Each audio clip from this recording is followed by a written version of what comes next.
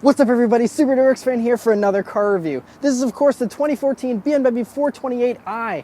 Many thanks to my friend Johnny for hooking me up with this brand new car to review for you guys today. So about the 428, well, if you're a performance enthusiast, you want the M4 or the 435i. This being the 428 is the slowest version, and my question is, does that make it less fun? You know, can you still have fun in the base 4 Series? You know, this one is even an automatic, but even still, it looks very aggressive. Obviously, this one has the M Sportline package, and so it looks just like the M4 almost. You know, it's got these very aggressive front fascia. You have the black powder-coated wheels that look really good. You even have the M Performance Line side skirts there, and just, it's a very great-looking car. I mean, this one, he's actually done window tint on and debadged it, so it's just a really clean look with the black kidney grills, and it looks spectacular. I think I love the way these look.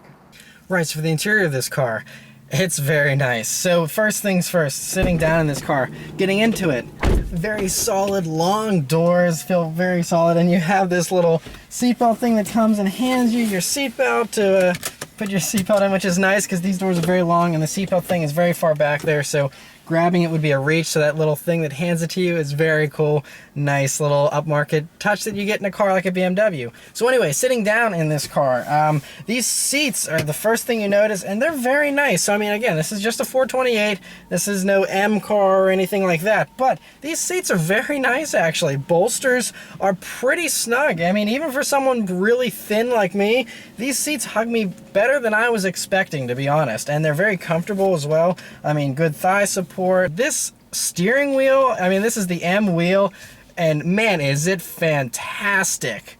Wow, is this a nice wheel? I thought I was spoiled with the 2015 WRX wheel. That one was beautiful. The BRZ wheel I had was beautiful. This, though, takes it to a whole other level. I mean, the leather is so soft and smooth. You have nice big paddles here for the automatic transmission, and it's just a nice, thick, meaty wheel. Good 9-3 grip, good 10-2 grip. These huge 10-2 notches. The gauges in this car are also very nice and high quality. So, I really like the red accents that they have on them. Also, you can see that there's this full digital screen on the bottom part of the gauges there, and that'll tell you different things like your door is open, or, you know, it also has, obviously, your odometer and things like that, but it's very high quality, gives you, you know, your miles per gallon, things like that. It's really cool that that whole lower portion is all digital. That's just very high tech, and I like that a lot. And this whole cabin in general has a very upmarket feel. So as you look around in the rest of the interior here, you have this machine turned aluminum on the dash here that's has like textured, and it's just a very high quality feeling material that they use there for that. Everything's put together really well too, and I mean, even the lower stuff around the transmission tunnel and things like that, it's all very soft, you know, rubber plastic kind of stuff. It's very nice. It feels high quality, and that's the thing. I mean, this car isn't cheap, and you feel like you're in an expensive car whenever you're sitting in here. So I mean, it's really a great place to be. I mean, and everything is very simple, and you know, you don't get totally lost in an array of buttons. You know, like if you're sitting in a new Porsche or something, there's millions of buttons and you get so confused. This car, that's not the case. So you have your basic volume knob here. Nice to still have a knob. Obviously, you have this big new xDrive controller here that does everything, but it's very quick and snappy now. The menu navigation is very easy to use, and you have some basic buttons here just to get to, you know, shortcuts for different things like radio, navigation, all that good stuff. It's, you know, very high resolution screen as well. Again, everything is just super high quality. I love that it's a widescreen layout. Just very, very nice. I know I say the word nice a lot, especially in a car like this. I'm going to say it a lot. Coming down to the climate controls here, they have a very good and heavy feedback to them, so they feel very high quality, like they're substantial. As far as storage space goes in this car, it's pretty good. You know, it's on par with a lot of the other cars you see these days. You have, you know, nice map pockets that are pretty large here in the doors. You have bottle holders, which is nice. You know, a lot of modern cars have that. That's really great. You have a tiny little cubby here with a power outlet, and then you have your two cup holders, and then you have your center console here, which actually is very shallow. Backseat space in this car is also really good. It's very, very spacious. You can I easily fit back there. I'm 5'9". I fit back there with plenty of room to spare. You could have a very tall driver and I'd still fit back there just fine. You can easily carry 4 adults in this car, no problem, all day long. Trunk space in this car is also very generous for a car that's a coupe. I mean, it's very good, you know. It's on par with some sedans out there. I mean, it's a really nice and big trunk. No complaints there either. They really did not overlook a single thing. Every square inch of this interior feels high quality, and that's just marvelous. All right, so let's start up and go for a drive. So, you know, these fobs are just meant to stay in your pocket. This car obviously has keyless ignition, so you just hit the start button, and it comes to life. All right, so setting off in the BMW 428. So like I said, this one is the automatic. So as we go through a tunnel here and it gets a little dark, this is an 8-speed automatic. So, you know, obviously driving off is very easy. There's no clutch, and that's very smooth engagement for the automatic at low speeds at least. All right, so I'm on this cobblestone road that's very bumpy and gives me a pretty good feel for how this car soaks up big bumps and road imperfections at low speeds. And it's pretty good, you know? I mean, obviously this is a BMW, so you have rather high expectations for comfort levels in this car, and it meets my expectations at least. You know, it's very smooth. I can hardly even tell that I'm on a cobblestone road right now. So as far as visibility goes in this car, while I'm just cruising along here at a slow speed, it's very good. You can see out very clearly. You have these large side windows, obviously, so there's no blind spots or anything, which is nice. Rear view is perfectly fine, and you know, you do feel like, you know, this car has a little bit of a lower roof line, so you don't feel like you're in a very tall, boxy car. It feels very sleek even whenever you're inside of it. It's kind of insane just how smooth and refined it is whenever you're cruising along at normal sedate speeds.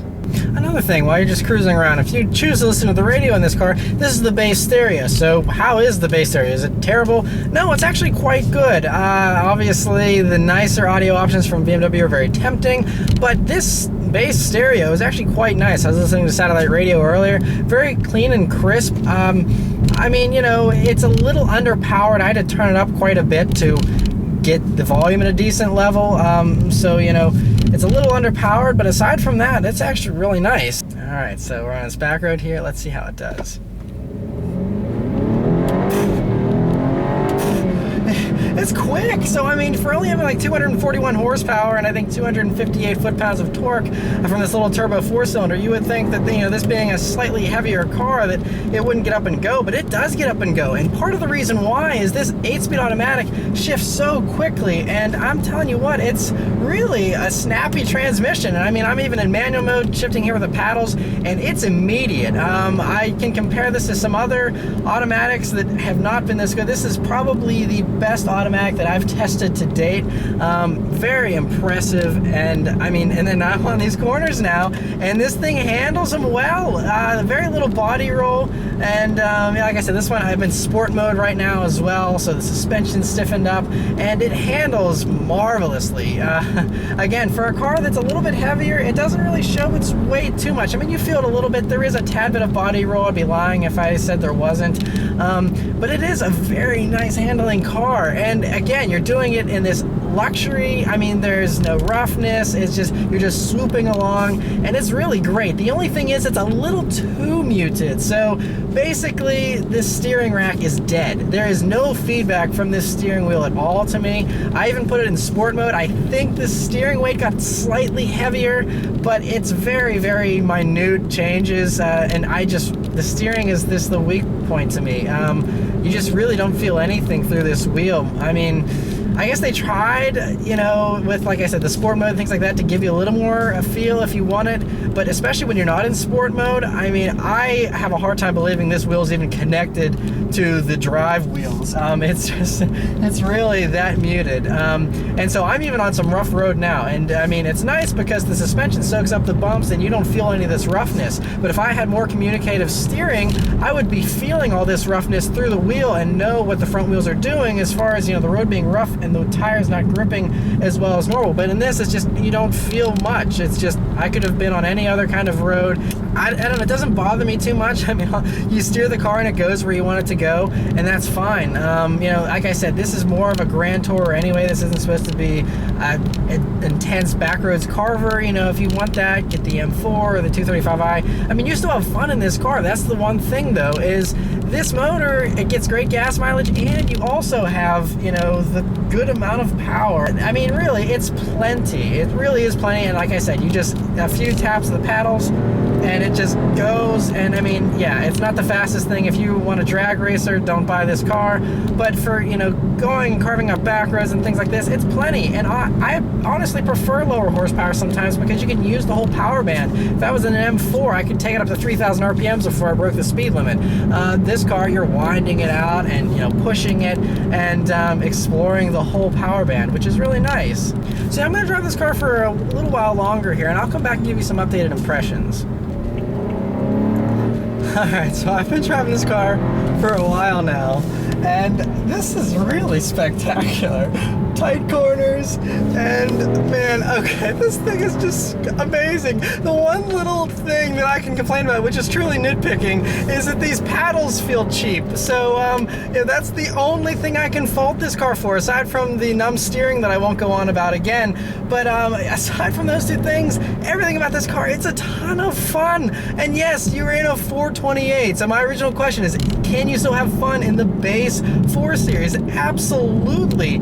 I actually would consider taking this over one of the faster ones. I mean, don't call me crazy just yet. It's mostly because this turbo motor is so fun to ring out. I mean, yes, there's not much exhaust sound, but you hear a little bit of wastegate flutter, you know, when you let off the gas. And with this transmission, whenever you upshift, it gives you those little blurps almost, you know, not quite as theatrical as the F-Type or anything like that, of course. I can only imagine, though, if you remove some of the sound deadeners on this engine and put a nice exhaust system on this, maybe do a little tuning to turn the boost up, this thing would be really sick. I mean, really, really sick. And I mean, even in stock form, like I said, it's a ton of fun. It's enough power unless you're drag racing someone. Honestly, I mean, I haven't driven a 435 or an M4. I can't imagine how amazing those would be as well. But I mean, this on its own is spectacular. You know, I just, yeah, I'm really impressed. I mean, because this being a bigger car, I didn't really think, and I know it's heavier and stuff, I was worried that this wouldn't really handle too well on back roads, but this still is a BMW, and you know, keeping that in mind, you know, BMW, they don't make bad handling cars. Throttle response and brake feel in this car is typical BMW, which means that even though this is turbocharged, it has about the same throttle response as the inline sixes in the past. So, you know, yes, you don't really have much turbo lag, there's really no disconnect there. I mean, it's not the quickest throttle response, but BMWs, in my opinion, never have been the sharpest on throttle response, but it is good. Brake feel is typical BMW, very nice. Progressive pedal that's still sensitive enough that you can be delicate with your inputs, and it's very precise. In the engine, everything is buttery smooth, and you know, the steering weight, even though it's not heavy, it does give a very refined feel because of how, you know, everything is so sedate in here, and it's wonderful. But I mean, like I said, you just go down on the paddles a little bit, go around some tight corners, and it really comes alive. I'm just blown away. I really did not think I would enjoy this car this much. I don't know why, I just didn't. But it really is marvelous. Yeah. So to answer my original question, yes, you can still have tons of fun in the base 4 Series. You know, if you don't have tons of money to be spending on the faster versions, you're not compromising much. Yes, you don't have as much straight line speed, but in exchange, you get to ring out the engine. And it's not like, I mean, this car has enough torque that around town, it's not like you're in a total dog of a car and it just won't go anywhere. You know, it still has enough power to feel peppy at all RPMs. You don't have to ring it out to get the most out of it. I mean, torque comes on, I think they said around 1200 RPMs. So, I mean, that's just the wonderful thing about turbo motors. And yeah, BMW's really built a gem with this. And I mean, especially in this, you know, sport package and everything else. I mean, you get all the drop dead sexy looks of, you know, the 435 or the M4, but you're still in a very economical car that's relatively inexpensive still. So yeah, tons of fun. So many thanks to my friend Johnny for allowing me to review his brand new 4 Series. And yeah, I'd love to get behind the wheel of a 435i or an M4. But I tell you what, this 428 as it is stock, without any mods or anything, it's amazing. It's really amazing and a wonderful starting point for tuners, I'm sure. So yeah, thanks for watching, guys, and I'll see you next time. Take care.